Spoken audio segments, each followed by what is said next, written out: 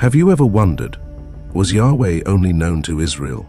Or could it be that his name, his presence, and his worship reached people long before the nation of Israel even existed? Think about it. Before Moses stood on Mount Sinai, before the tablets of the Ten Commandments were ever etched in stone, even before Jacob became Israel, there were whispers of Yahweh. So, who were these ancient people who knew his name? How did they come to worship the God we now associate with Israel? And what does this tell us about God's bigger plan for humanity? A plan that stretches beyond borders, nations, and timelines. This is the mystery of the worship of Yahweh before Israel, and trust me, what you're about to discover might change how you see the Bible forever. So before we dive in, go ahead and hit like, subscribe, and drop your thoughts in the comments. We love hearing from you, and your questions just might shape a future video. Let's explore this mystery together. Alright, let's start at the heart of it all. Who is Yahweh? You might remember the powerful moment. In Exodus chapter 3, Moses stands before the burning bush, trembling, unsure, and full of questions. And he asks something so human, "What is your name?" And God answers with a phrase that still sends chills down the spine. "I am who I am." Exodus chapter 3 verse 14. It's deep, eternal, unshakable. Then in the very next verse, God tells Moses, "Say this to the people of Israel, Yahweh, the God of your ancestors, the God of Abraham, the God of Isaac, and the God of Jacob, has sent me to you." Exodus chapter 3 verse 15. Now, pause right there. Did you catch that? The God of your ancestors. Meaning, this wasn't the first time people had heard of Yahweh. The name Yahweh, rooted in the Hebrew verb pontu be, means more than just a label. It speaks of existence itself, of a God who was, who is, and who will always be. But here's where things get really interesting. This name, Yahweh, didn't originate at the burning bush. In fact, people already knew it before Moses even stepped foot on holy ground. Shocked? You're not alone. Let's go back, way back, and see where this divine name shows up in the most unexpected places. So, if Moses wasn't the first to hear the name Yahweh, who was? Let's rewind the biblical timeline, all the way back to Genesis. Did you know that the name Yahweh is mentioned in Genesis chapter 4 verse 26? That's long before Abraham, before Isaac, before Jacob. At that time, people began to call upon the name of the Lord. Genesis chapter 4 verse 26. That word Lord in Hebrew, it is YHWH, Yahweh. Wait a minute. This was during the days of Enosh, the grandson of Adam. Think about it. Just a few generations after creation, people were already calling on the name of Yahweh. So here's the big question. How did they know his name? Who taught them to call on Yahweh? Could it be that God was revealing himself even then to those who truly sought him? Let's look at Genesis chapter 12 verse 8. When Abraham arrives in Canaan, there he built an altar to the Lord and called upon the name of the Lord. Genesis chapter 12 verse 8. Again, Yahweh. Abraham wasn't just encountering a new deity, he was calling on a known name, a name already familiar to his family line. So this raises a stunning possibility. Could the worship of Yahweh have been passed down, even through corrupted generations? Could faithful individuals have held onto his name, even while the world turned to idols? This opens up a powerful truth. God was never absent. He was always reaching, always calling.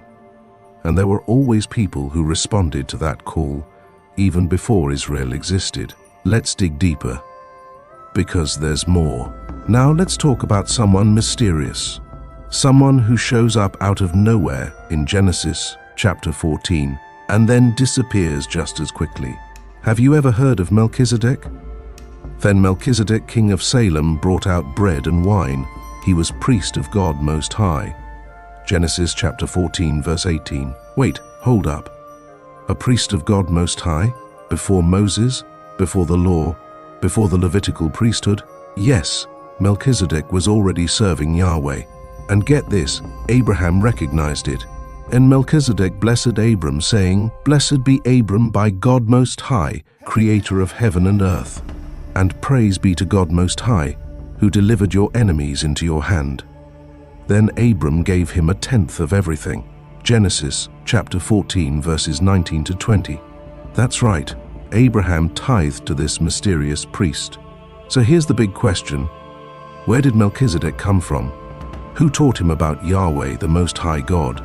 The Bible doesn't say he was part of Abraham's family. He wasn't from Israel. Yet he was clearly a true worshipper of Yahweh. Hebrews 7 adds even more mystery, saying, And Melchizedek is without father or mother, without genealogy, without beginning of days or end of life. Hebrews chapter 7 verse 3. Some scholars even suggest he may have been a Christ-like figure, a foreshadowing of Jesus himself. But here's what we can know for sure. Melchizedek proves that the worship of Yahweh was alive and active, even outside of Abraham's household. Isn't that amazing? This shows us that God wasn't working only through Israel. He was already planting seeds of truth across the world, through priests, kings, and worshippers who knew his name. Let's look at a few more examples, because Melchizedek isn't the only one. Now, here's another surprising figure who knew and honored Yahweh, Jethro, the priest of Midian. Sound familiar? He's the father-in-law of Moses. But he wasn't an Israelite. He lived in the land of Midian, and yet, listen to how Scripture describes him. Now Moses was tending the flock of Jethro, his father-in-law, the priest of Midian. Exodus chapter 3 verse 1. A priest? Yes, but not of a false god. Jethro was a priest of the true God, even before Moses received the law. And when Jethro visits Moses in the wilderness, after the exodus from Egypt, look at what happens. Jethro rejoiced for all the good that the Lord had done to Israel. And Jethro said, Blessed be the Lord Yahweh, who has delivered you out of the hand of the Egyptians. Now I know that Yahweh is greater than all gods. Exodus chapter 18 verses 9 to 11. Hold on, he uses the name Yahweh. Not only does he recognize Yahweh, he worships him and even offers sacrifices. And then Jethro brought a burnt offering and sacrifices to God. And Aaron came with all the elders of Israel to eat a meal with Jethro before God. Exodus chapter 18 verse 12. This is huge. Jethro, a non-Israelite priest, was already connected to Yahweh, and he wasn't rebuked or corrected. Instead, he was welcomed into fellowship with Israel's leaders. So what does this tell us? It tells us that God was already moving outside the borders of Israel. He was already known, already worshipped, already revealing himself to seekers in distant lands. It wasn't about ethnicity or nationality. It was about the heart that sought the truth. Jethro is a powerful reminder that Yahweh's reach was never limited to one nation. His story shows us that the worship of the one true God was spreading quietly, like light in the darkness. But believe it or not, there's even more evidence. Let's keep going. Now here's a mind-blowing thought. What if one of the oldest books in the Bible, possibly written before Moses, reveals deep truths about Yahweh, even though the main character isn't even an Israelite? Enter Job. Job wasn't from Israel. He lived in the land of Uz, a region far from Canaan. And yet, the entire book is centered around his relationship with God. Let's look at how Job talks about him. The Lord gave, and the Lord has taken away. Blessed be the name of the Lord. Job chapter 1 verse 21. Yep, that's Yahweh again. The Hebrew behind to Lord is YHWH, the sacred name of God. And throughout the book, Job refers to God not just as a distant deity, but as a personal, righteous, and sovereign Lord. He longs to speak with him, plead his case, and even declares in faith, I know that my Redeemer lives, and that in the end he will stand on the earth. Job chapter 19 verse 25. That's powerful. So what does this tell us? Job had a real, intimate knowledge of God, not as a tribal deity, not as one God among many, but as the living Redeemer. And here's the kicker. Job's friends, though flawed, also spoke of God. They wrestled with moral and spiritual questions just like the rest of us today, which means the knowledge of Yahweh, of a righteous, personal creator, wasn't isolated to Israel. It was known, debated, and worshipped by people from all over the ancient world. And that shouldn't surprise us. After all, God created all people, not just one nation. Romans chapter 1 verses 19 to 20 echoes this truth.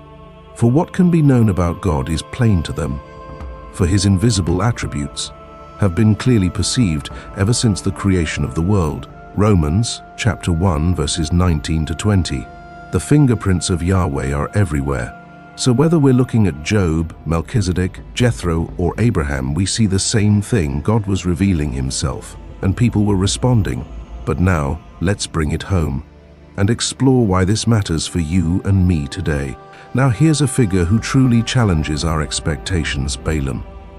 He's one of the most puzzling characters in the Bible, a man outside of Israel with questionable motives. And yet somehow, he's able to hear directly from Yahweh. Let's take a closer look. And God came to Balaam and said, "Who are these men with you?" Numbers chapter 22 verse 9. Did you catch that?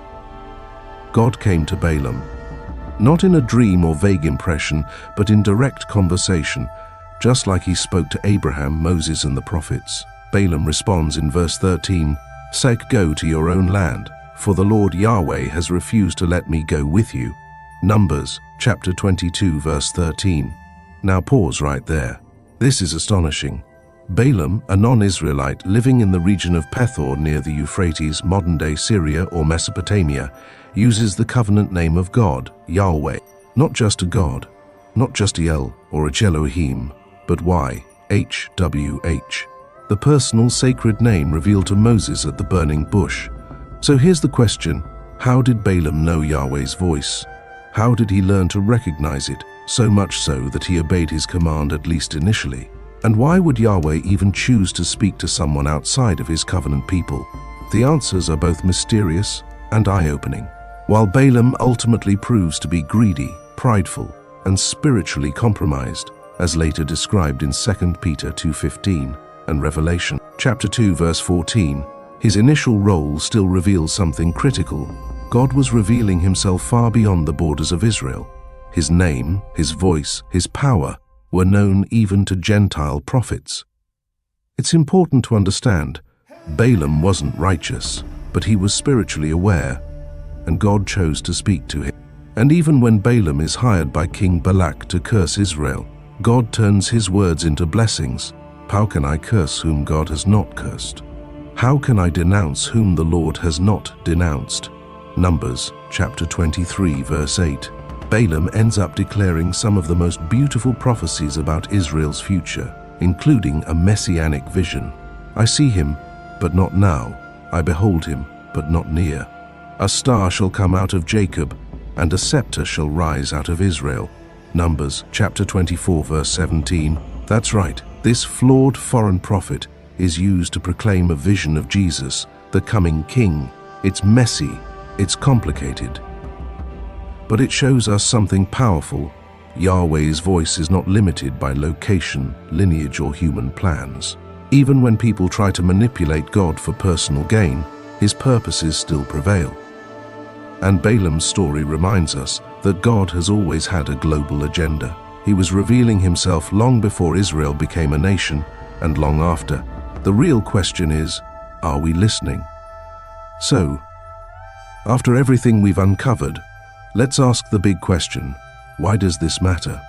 Why is it important to know that Yahweh was worshipped long before Israel, and that his name was known to people like Job, Melchizedek, Jethro, Balaam, and others? Here's why.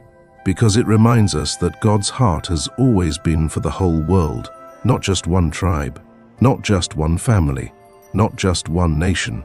From the very beginning, Yahweh was making himself known to anyone who would seek him.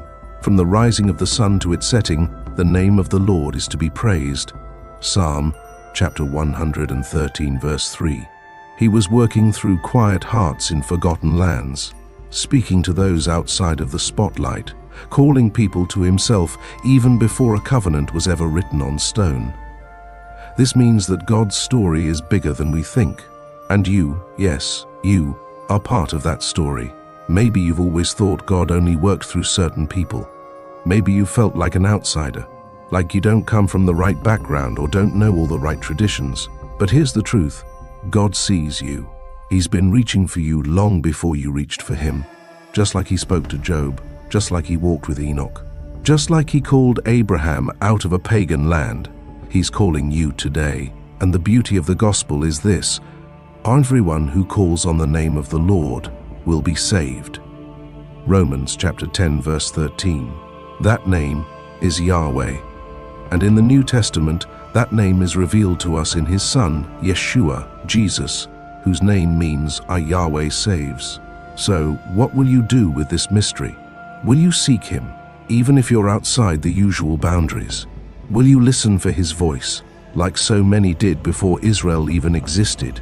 Will you respond to the God who has been reaching across centuries and cultures to find you? If this message stirred something in your heart, let us know in the comments below. What part surprised you the most? What questions do you still have? We'd love to hear your thoughts and journey with you. And don't forget to like, subscribe, and share this with someone who needs to hear that God's love reaches farther than we ever imagined. Thanks for joining us today as we explored one of the most overlooked truths in the Bible, the mystery of the worship of Yahweh before Israel. And remember, Yahweh's story didn't begin with Israel, and it doesn't end with you. It continues through every heart that says by yes to him. Until next time, stay curious, stay faithful, and stay rooted in the truth.